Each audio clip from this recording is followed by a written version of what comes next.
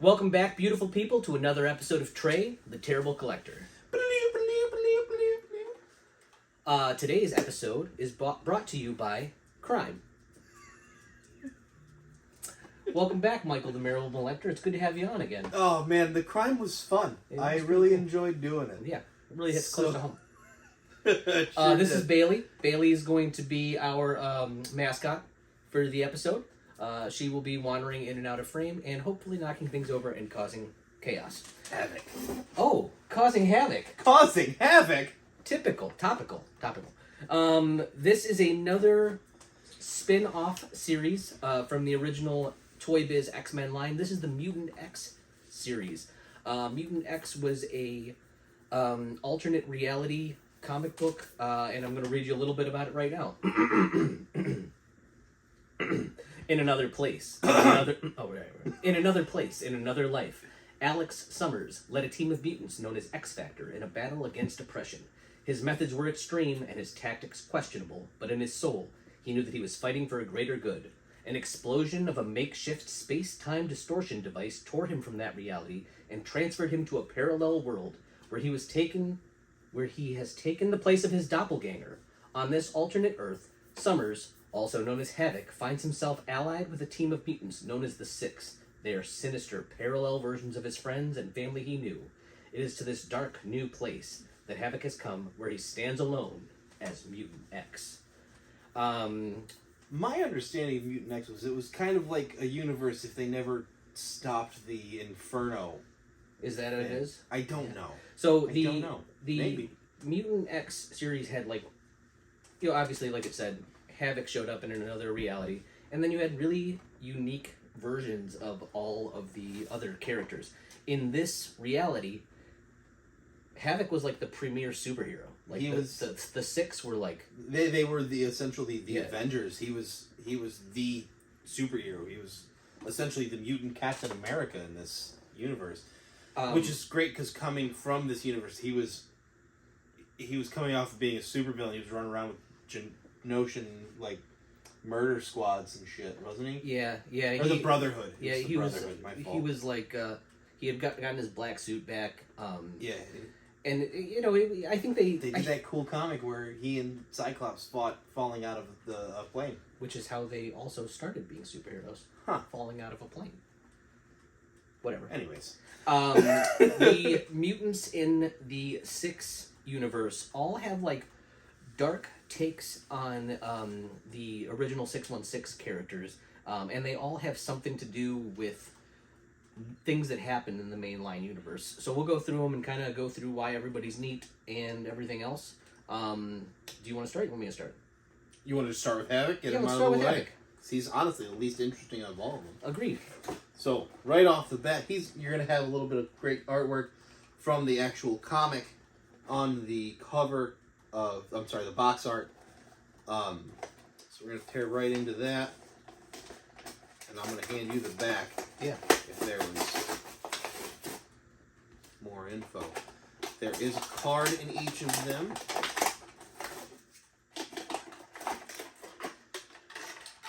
This one is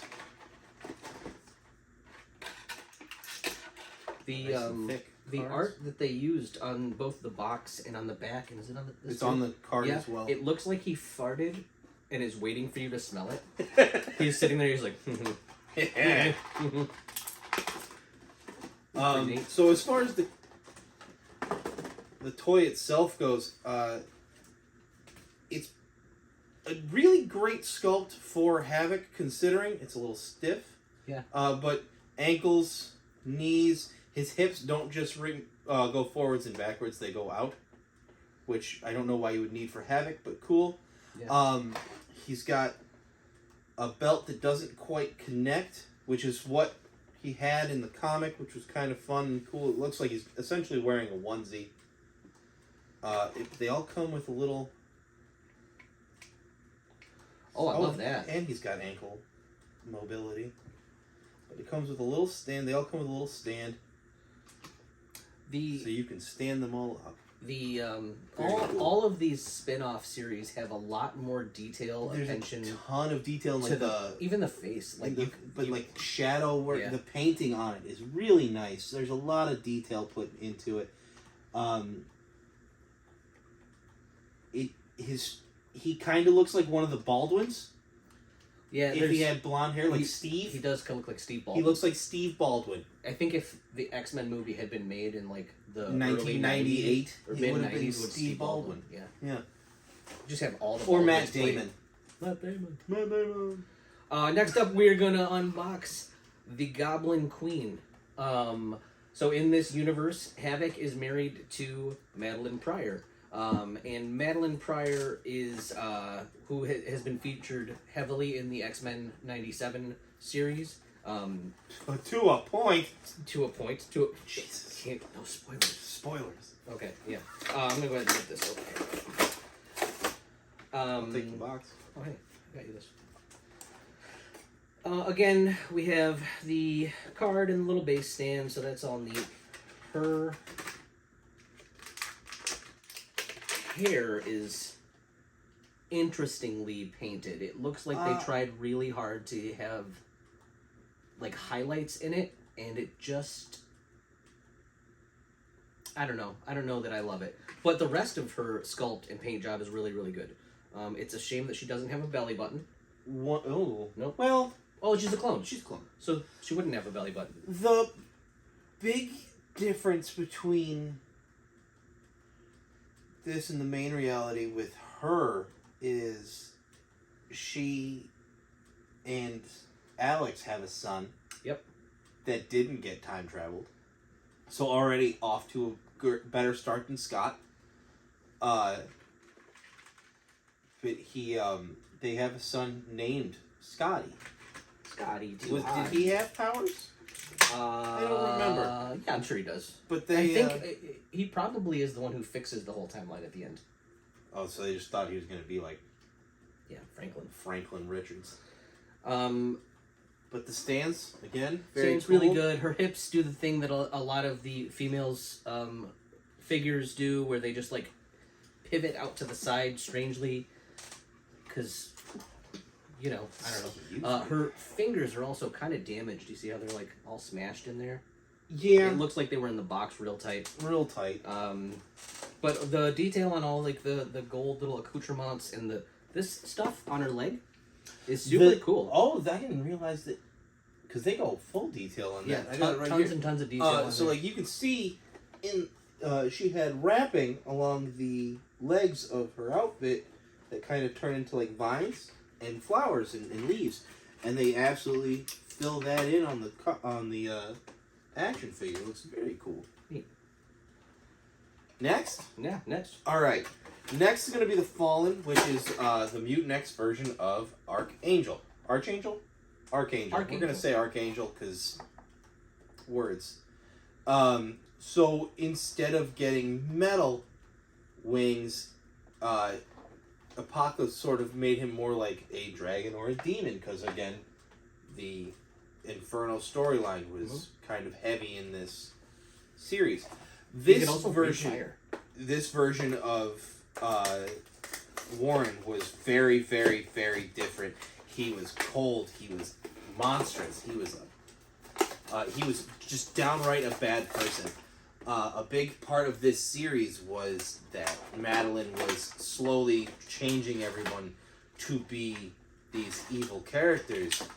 And one of the people that she didn't have to do that to was Warren in this.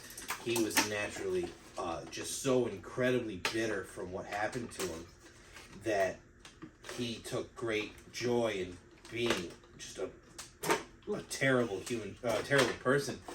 He tortured the Hank McCoy of this universe a lot. He was known as the Brute. The Brute, who had a lot more of an amphibious look to him than he did in the other universes. Very cool look on him. He's got the exact same outfit as Archangel.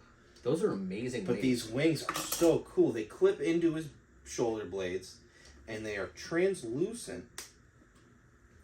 and just as a very dope. just as a frame of reference, They are so big. this is the other Archangel.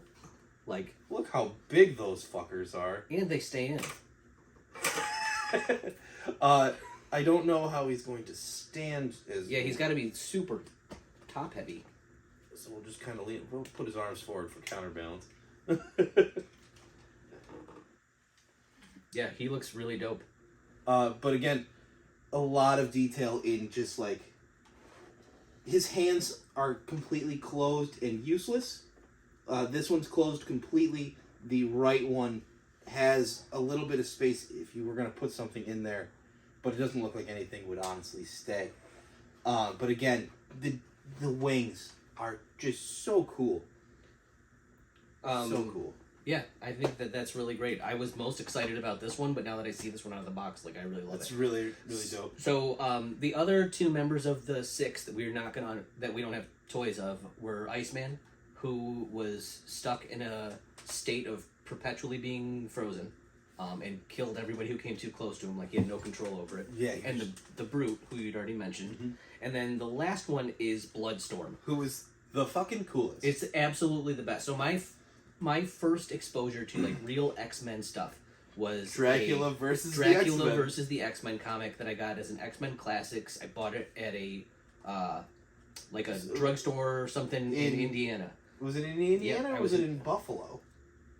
On the way to Indiana? Oh, maybe. Doesn't matter. But so my first exposure to the X-Men was them fighting Dracula, and in that comic, Storm gets bit and turned. The entire comic was Storm just trying to decide whether or not she wanted to have sex with Dracula. It was really horny, and I was like 7. Like, I was way too young to be reading that comic. But in this particular version of those events, Storm stays a vampire.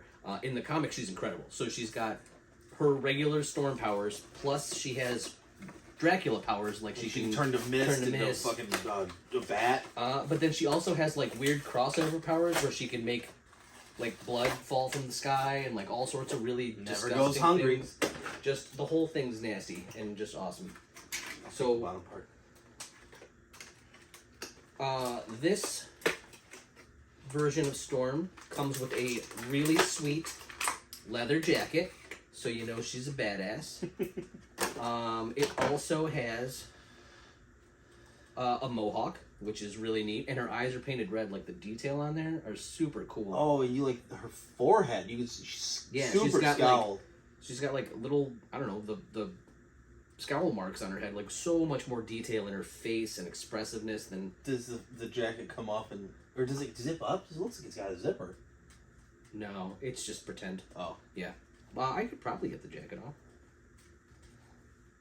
I don't know that I'll be able to get it back on. Leave it on. No, it's too late. I'm already committed. Okay. No, I can't. I broke it. But she looks great. She's honestly, every time I get a Storm, I'm really excited about it because I personally don't think they ever made enough Storms. The first 3 were all the same, just with different colors. She's such a fucking badass character. She just deserves more toys. Yeah. Make more toys of Storm. Neat. What's wrong with you? What's wrong with you? I don't think Toy Biz can do that anymore. Are they they're still? They're not like allowed to, because they don't exist. Make more Storm toys. Do it. I'm tired of the excuses. So this is Mutant X, which is really cool. You know what I think this episode needs? I think it needs a little dedication to one of the best rappers of the 90s. Yeah, who happens to also like rapping about crime, which we dedicated this episode to. In 1972, Brooklyn's Finest was born. A1 Notorious B.I.G. We're gonna close this episode out with Mr. Christopher Wallace. So he. This is one of those Super 7 figures. Super 7 does really awesome figures of everything. It's like all over the board. They're everywhere. Yeah, it makes some really cool stuff. So they're a conglomerate.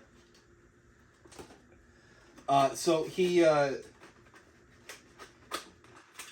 little. He's a little fella. Oh, and he comes with a chain. Because his name is Biggie. But he's Biggie Smalls. Comes with a chain. It's pretty fly. This is fantastic. Like, it looks just like him. Like... Unfortunately, it looks exactly like him. We're going to put that chain on him so he looks dope. Oh, yeah? Yeah, there it is. Right there next to Roro Monroe. Well, he's got to be right between the ladies. Yeah, well, because, you know, it's B.I.G. Yeah. So with that, thanks for tuning in, everybody. Excelsior. As always, remember to like and subscribe to the video. It means the world to us. Thank you for tuning in, and tell all of your friends if they like watching old dudes open old stuff. This is the show for them. As always, y'all have been wonderful. We've been terrible. Been alright. Better than most. Because crime. Because of crime. We'll see you again soon.